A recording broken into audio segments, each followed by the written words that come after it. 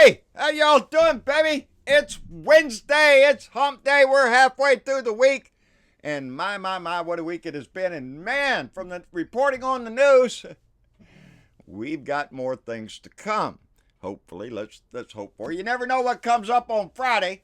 So by all means, make sure that you get your beer all iced down and ready, or your preferred beverage, your bud, neatly packed in a little bowl there, ready to spark up. And get ready for Friday, baby, because it's only a day away, and I'm thinking there's probably going to be a lot of news between now and then. I really enjoyed my show last night with Travis, with Dennis Valadez. Sparky Dunk jumped in. Kathy Larkin was in there. We had a great time, and I really enjoyed it. It went over 2 hours long, damn near coming up on 3. I enjoyed it so much. The time went by so fast, and we're going to keep that schedule up of Tuesdays and Thursdays being family night. We can all get on the horn and visit. We seem to have some problems we still have to overcome. We had problems connecting with Keith Thompson last night again, and so there's a couple kinks that we have to work out. But we want to open that up to all our Blue Dot family members where they can call in and talk and have a good time and discuss whatever it is, whether it be fishing or politics. Baby, I'm open to all of it. So I really liked it and I enjoyed it, and I want to thank everybody that participated last night and everybody that watched and had a great time. So, there was something that came up last night, though, and something that's in the news. Bernie has thrown his hat in the ring, baby, and there's big news because he has raised over $6 million in one day, baby. One day. That's 225,000 donors supported Bernie last night, or since he announced. And it tells you that Bernie has still got a vast movement. And now there's people that I want to talk about this, because there's people that are Bernie bots. We call them Bernie bots. They're really pro-Bernie. They love Bernie. And then there's people that, well, I don't know. I'm kind of hesitant about him getting in the race again. And then there's people over there on the other side that are just saying he's too old, he's too white, and all that other stuff. So within our own family, we have different varying views on Bernie. But as I said last night, I want to make that clear. A lot of the conversation that we're having today in our political atmosphere was brought to you by Bernie. Bernie brought out, he wasn't the first one to bring up health care, but he brought it really out to the forefront, the possibility of having universal health care, because he's running on those progressive items, the affordable college or no fee college for our kids. That's something that Bernie brought to the table, and it is something that I wholeheartedly support. That in this day and age, when we tell our kids that you have to have a high education to get the jobs that you need to provide for your families nowadays, but we saddle them with debt. We saddle them with a debt that they can't pay over. It's a lifetime commitment to go to college, to borrow the money with the interest rate they charge, and you can never get out of it. You're going to be penalized the rest of your life for something that the banks are, because they're insured by the government, they'll just, you can't get away from it. You're going to have to pay that, and that is a weight on anybody graduating from college and out there in the job market, that they have to start making payments pretty damn soon on their education. Something that we should promote to everybody in this country. So yeah, I'm behind it. Our tax dollars go for those community colleges, not the Ivy League, the ones you can pay for. Nobody's going to touch them. Nobody's going to do away with the money class, because that's exactly what somebody will say. No, it's providing the education for our children to grow in the world that is advancing in technology and social issues and in every other way. This society is advancing. And those are the ones. Chris Kloss, he wrote to me recently, and I like the way he always ends. He always ends with a philosophical quote. And the other day his was reminding us that we do not inherit this world from our parents. We borrow it from our children. And that is exactly the way we need to think about this world. We're not here to ruin it. We're here to try to make it better for future generations on down the line. So yeah, free college, Yeah, how do we get the free high school? Why aren't you paying for that? Because it's a basic need. Well, guess what? In today's world, college education has turned out to be a basic need. There will always be people that go into the crafts like I did. I like welding. I enjoy welding. Melting steel with fire. Shit, how could it get any better with that? I like it. But to advance in the technologies that are advancing in today's world, that college education is needed. So Bernie brought that to the table. And there's a lot of things that Bernie talks about that we all like. And what I say is that I want Bernie in the race. I want him in there as much as I want Amy or Beto or anybody else that's throwing their hat in the ring. Get in there and talk your shit. Because we have to decide in this country. For the people, by the people. That's us. But only until we take control of it, baby. Only when we use our voice and our vote to make the impact that changes those votes do we make a future for our children. So that is always important. Some people are pragmatic, progressive. Some and both of them are going in the same general direction. They want the same things, but some are just saying like Amy Klobuchar. She doesn't think that we can get to Medicare for all and free college. She doesn't believe in. Well, that's her opinion. That's just like your opinion, man. But she has a voice, and so does every other candidate. And this time, no stinking little games played by anybody. You let the candidates speak out. But the most important thing that we have to decide as a political party, as the people on a more left-leaning side of politics, that we need to come up with one candidate. Only one. If it's Bernie, baby, I'm behind him 100%. If it's anybody else on the Democratic side, I'm behind them 100%. We can't mess around. We have to move the ball, baby. We have to get down the field. We want the touchdown. 2018 was halftime, baby. It was halftime. We went in. We came out ahead. Give a little pep talk. We have to go down, and now we have to score in 2020. And it is so important. Anyway, whatever you feel about Bernie, whether you're disappointed whether he got in, one of our commentators last night that said that she just wanted a woman in there. She wanted a woman. She was tired of old white guys. Well, no, who is that old John McCain picks? Sarah Palin comes to mind. So no, not just any woman, and not just any man. It has to be the people that speak to your issues, that make a difference in our lives. Those are the people we want to see rise to the top to push our agenda forward. Because, baby, I'm telling you, Republicans have no problem pushing their agenda. They push it 100% right.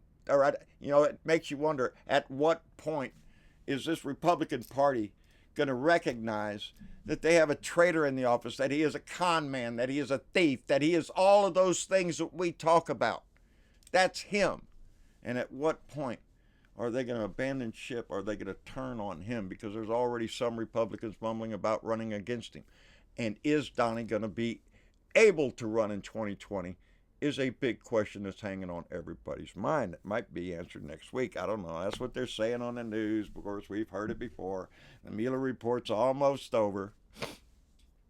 I must admit that the other day when I heard that Sarah Sanders had been interviewed, I was thinking to myself, well, this is getting pretty well close to the end, because why would you talk to the current press secretary if you're not getting near the end? And I really do. I think it's going to wrap up pretty soon. The thing is, it's going to go to Barr now. Barr's the new attorney general, so Barr's going to get the Mueller report. He's going to read it. He's going to give a summary of what he thinks is up, and then he's going to give that report to Congress. Am I confident in Barr's assessment? I want to believe I can. I want to believe that I should be able to trust the attorney general of this country. But I want to see a whole lot. I want to see proof if it comes out. This is these aren't the droids you're looking for, baby. I want to see a picture of the droids because I want to make sure. And that's I want enough proof, one way or the other. Myself, I believe it is going to lean one way. He's either coming out of there in an orange jumpsuit and handcuffs, which is not going to happen. They're not going to run in there and arrest the president and drag him out in handcuffs. It would start a civil war. That's not going to happen. It will happen by the letter of the law. The Constitution of the United States lays out exactly how we should be doing this. And previous precedent gives us a little bit of a blueprint on impeachment, baby, on impeachment. But remember, impeachment does nothing unless it passes through the House with a conviction to remove him for a crime. So we are still waiting on the police report, baby, on the crime report. What is he going to be charged with, if anything? And that's the big question that we're all... But who's going to run after... Somebody asked the question, who is going to run if Donnie does it? Well, that's a good question. Who isn't tainted by Russian money over on that side over there that's able to run? That guy Wells, I guess, he's already thrown his hat in the ring, first guy. But I don't know who else might. I don't know. All of a sudden, Lindsey Graham doesn't want to be president, but all of a sudden, I just keep reminding myself, right after his trip over to Russia, baby, he came back, just boom, bah, all behind Donnie, 100% no collusion, all this bullshit. And I just always have to wonder now about Lindsey Graham. Hey, did you all hear that Steve King wrote a letter to Nancy Pelosi proclaiming, hey, please don't punish me anymore, put me back on a committee or some bullshit? He wrote a letter to Nancy Pelosi trying to explain that the words that he said on that TV weren't bad. Everybody in the world misconstrued what he said, took it out of context. There was a pause between this and that, and I did bullshit. If anybody knows, it wasn't just that interview, you idiot, when you said, I don't know when white supremacists, white nationalists, or Western civilization became bad words. That interview. No, there's others way long before. You remember that picture with you at the rebel flag playing it on your damn desk, Steve? You remember that shit? So don't come around here saying, oh, I'm not a racist. Everything you've ever written, said, or anything has a lot to do with racist, Betty. Remember your little comment about, oh, you can't rebuild civilization with somebody else's babies? What were you insinuating? You got to do it with white babies or it just won't work. Kiss off, Steve King. I don't want to see you on any committee, buddy. I hope Iowa's 4th District wakes up and votes your ass out. Anyway, I wanted to also call out 2 other little stories I saw, and they both just freaking pissed me off because one is a guy wrote an article, an editor of an Alabama newspaper in Linden, Alabama. Now, who gives a shit about Linden, Alabama? I do, baby. And we all need to care about Linden, Alabama. Because the editorial the guy wrote was entitled that the night riders of the Klan should ride again. I didn't write down that title. I don't give a freak what the man said. He is this idiot down there that wrote an article saying that the Klan members ought to revamp and have a night ride into Washington and have a few lynchings of Democratic socialists up there. Let's put them up on a tree. It worked before, and he compares the Klan to the NAACP. These people are rooted in hatred, rooted in racism.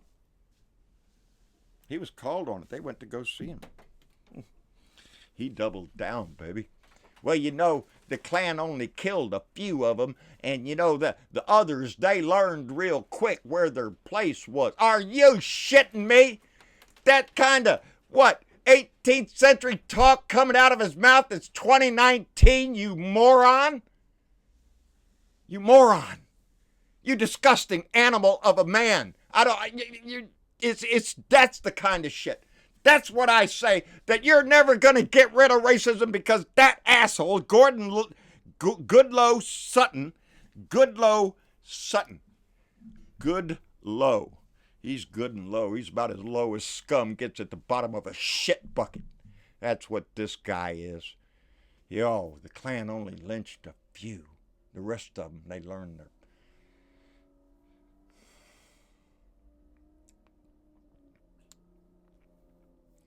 You're never going to get rid of that disgusting crap in our country.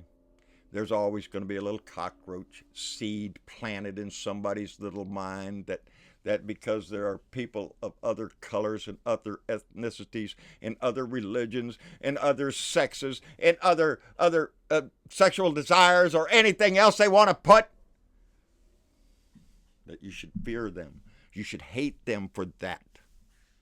Somebody is always going to be planting that little seed in somebody's head so they feel more imperial. I'm better than them. But we must never stop the fight to get it out and crush it every time we see it. And everybody in the country, everybody in the world should be ashamed by the words of Goodloe Sutton and those that believe in that shit. Anyway, I saw another story. The Miami Herald listed the names of the kids killed by guns since the Parkland shooting a little over a year ago now. It took 4 pages, almost 1,200 names of children killed by gun violence. Where's the national emergency there, baby? Is it on the border? Is that where our national emergency is? Because it sure seems to me like there's a whole lot of other things impacting our world than to worry about how many migrants are coming over the border to seek a job. That's heartbreaking. To look at those 4 pages of names on that in that photograph should break anybody's heart. And we should be ashamed of not stepping up and providing protection for every one of those names on that list. It is up to us. No, we're not coming to get your guns. Don't get your panties in a little wad. But gun legislation needs to be done, and it needs to be done soon. And you know damn good and well there is not anybody on the right-wing GOP side that is open to any kind of regulations on gun. Close the loophole on gun shows? No, we can't do that. You're interfering in the right of Americans to kill each other. I just thought it was terrible. Socialist, baby, that's going to be the new word they're throwing about. That's what the Republicans are going to use against us. This is all a socialist takeover. It's like the new McCarthy era. It's just like the communists. You know, there are communists over there where you need to don't do business with them, and all we need to worry about those people. Are you shitting me? Our side is fighting for all of America. The other side is fighting for the corporate America. What do you want? You know, the right does not give a shit about social programs. They are all in it for the business, baby. High corporations who don't have to pay shit in taxes. While the little man is saddled up with them all the time. How you like the tax return this year? That great tax cut they got. A government of the people, by the people, and for the people, baby. We choose. We write the history. We are the ones that put the ink in the pen. And it is by our voice, our vote, that changed. And we can't slow down mid-game and mid-season, baby. We need to carry the ball all the way to the end. So, yes, we need to be engaged. And there's going to be a whole lot coming out in the next few days that are going to engage us and challenge it. And the more evidence that comes out against that Trump administration, baby, it is up to the Republicans in the Senate to stand behind that crap. And I want evidence, baby. I want it presented to the American people because we deserve to know, as McCabe put it, whether our president is a Russian asset. And that's a terrible question to be asking. Anyway, we got to fix that shit. I see Donnie's trying to rush nuclear technology over to Saudi Arabia. Are you shitting me? Are you shitting me? The guy's slicing dice. That's how you reward him? Let's hurry up and give him some nuclear material over there. Let's get it going. Yeah, that's what we need. Saudi Arabia with a nuclear weapon. How much is that payoff costing, Donnie? How much you get for that little deal that you're going to try to rush? Congress is the only one that has the authority to approve any information, nuclear technology being advanced to another country. It is not up to you, Donnie the dictator. It's not up to you, King Donnie, the glorious leader. It's not up to you. It is up to Congress. Everything this man does is trying to work this country to tear it apart and to tear it down. I don't know if he's trying to put a red carpet out for Putin to walk right into this country or what. But it don't look good, baby. There's a Russian under every rock. And if it ain't a Russian, it's some Saudi Arabian with a whole lot of money to shove in his hand. And that's how much our country is worth to him. The Atomic Energy Act. Congress is required to give any approval for any nuclear technology to be advanced to another country. Jesse Smollett. Boy, howdy shit. If there is not enough racism crap going in the world. Now, I don't know what the end of the story is going to be, but it sure does appear that these two guys, Olambajo and Osandero, those two guys, they got evidently paid $3,500 to be a part of Jesse's play right there on the street. They said now the police want Smollett's financial records to see if there's a withdrawal that he paid them. That's really we don't need that kind of shit. I hope it's not true. I hope it's not true, but it sure is looking like he did that. And that pisses me off. It pisses me off because we have enough racism. That's something that if it's true, the right can just say, well, look, it's just the deep state. It's the secret society. They're just making that shit up. They're acting. If he did it, he should be arrested for it. Falsifying police documents, falsifying a police report, and all that shit. He should be arrested and held accountable for it if that is the case. I'm just sad to see it happen like that. We have a lot to worry about in this country, baby. We have a lot to fix in this country once we get rid of Donnie.